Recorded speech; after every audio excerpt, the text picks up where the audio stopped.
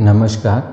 आप सबका स्वागत है मेरे YouTube चैनल पर। आज मैं आपको होली की कहानी बताने जा रहा हूँ। होली क्यों मनाई जाती है, होली का पुराणों में क्या वर्णन है और होली के दिन रंग क्यों खेले जाते हैं तथा होली की पूजा की विधि बताऊंगा। कृपया वीडियो के अंत तक बने रहें। विष्णु पुराण के अनुसार विष्णु भगवान ने दैत्यराज हिरण्यकशिपु के भाई हिरण्याक्ष को उसके पापों की सजा देते हुए उसका वध कर दिया। अपने भाई की मृत्यु का बदला लेने के लिए हिरण्याकशिपु ने ब्रह्मा की घनघोर तपस्या की। हजारों साल तक हिरण्याकशिपु एक पैर पर खड़ा होकर तपस्या करता रहा। उसकी इस तपस्या से प्रसन्न होकर ब्रह्मा ने उससे वरदान मांगने को कहा। तब उसने ब्रह्मा जी से अमर होने का वरदान मांगा। ब्रह्मा जी ने उसे अमर होने का वरदान देने से इनकार कर दिया क्योंकि ये प्रकृति के विरुद्ध था। तब हिरण्याकशिपु ने ये वरदान मांगा कि वह ना तो पृथ्वी पर मर सके, ना आकाश में, न दिन में मर सके, न रात में, न घर में मर सके, न घर के बाहर, न अस्त्र से मर सके, न शस्त्र से। उसे न पशु मार सके, न मानव। ब्रह्मा जी ने ये वरदान देते हुए उसे आशीर्वाद दिया और ब्रह्मलोक को चले गए। इस वरदान को प्राप्त करने के बाद वह स्वयं को अमर समझकर नास्तिक और निरंकुश हो गया और उसने मानव जाति पर अपने अत्याचार करने शुरू कर दिए।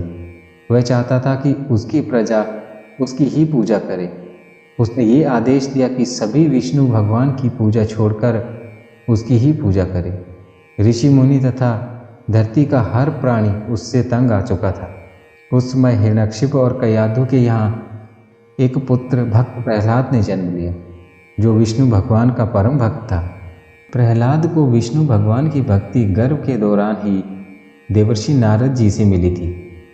हिरण्यकशिपु चाहता था कि उसका पुत्र भगवान नारायण की आराधना छोड़ दे और उसकी पूजा करे, परंतु प्रहलाद इस बात के लिए तैयार नहीं था।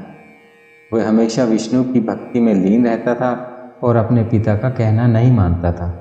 इससे दुखी होकर हिरण्यकशिपु ने उसे बहुत सी यातनाएं दी, लेकिन वह हर बार बच निकला।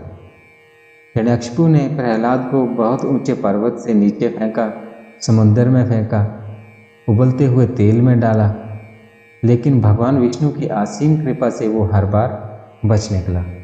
हिरण्यकशिपु की बहन सिंगिका को अग्निदेव से ये वरदान प्राप्त था कि वे आग में नहीं जलेगी।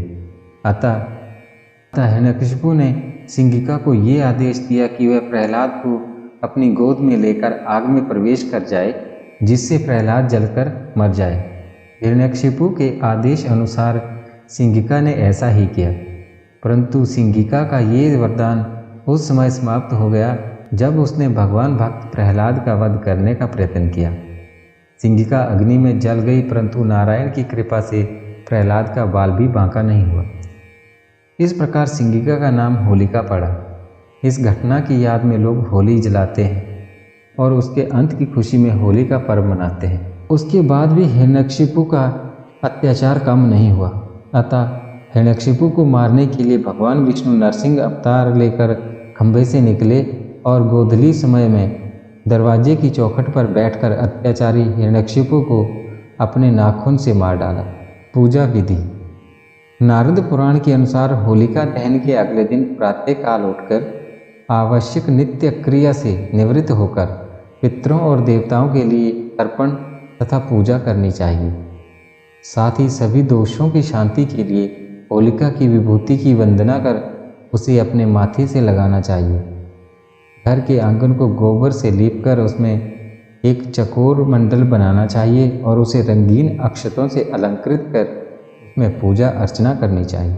ऐसा करने से आयु की वृद्धि, आरोग्य की प्राप्ति तथा समस्त इच्छाओं की पूर्ति होती है। होली में रंगों का महत्व। द्वापर में जब श्री कृष्ण भगवान ने अवतार लिया, तब वह अपने सखा और गोपियों के साथ होली के दिन रंग खेला करते थे। उसके बाद ही रंगों से होली खेली जाने लगी। होली का त्यौहार राधा और कृष्ण की पावन प्रेम कहानी से भी जुड़ा हुआ है। वसंत के सुंदर मौसम में एक दूसरे पर रंग डालना उनकी लीला का एक अंग माना गया है। मथुरा और वृंदावन की होली राधा और कृष्ण के इसी रंग में डूबी हुई होती है।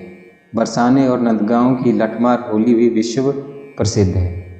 तथा इसके अलावा देश के अनेक भागों में रंगों को खेलकर होली मनाई जाती है। ये भी माना गया है कि भक्ति में डूबे हुए जिज्ञासुओं का रंग बाहरी रंगों से नहीं होता है, रंग होता है सद्भावना का। रंग खेला जाता है प्रेम का, रंग खेला जाता है भक्ति का, रंग खेला जाता है विश्वास का। होली उत्सव पर होली जलाई जाती है अहंकार की, अहम की, वैर की और द्वेष की। तो ये थी होली की कथा। अगर आपको होली की कथा अच्छी लगे तो कृपया लाइक करें और शेयर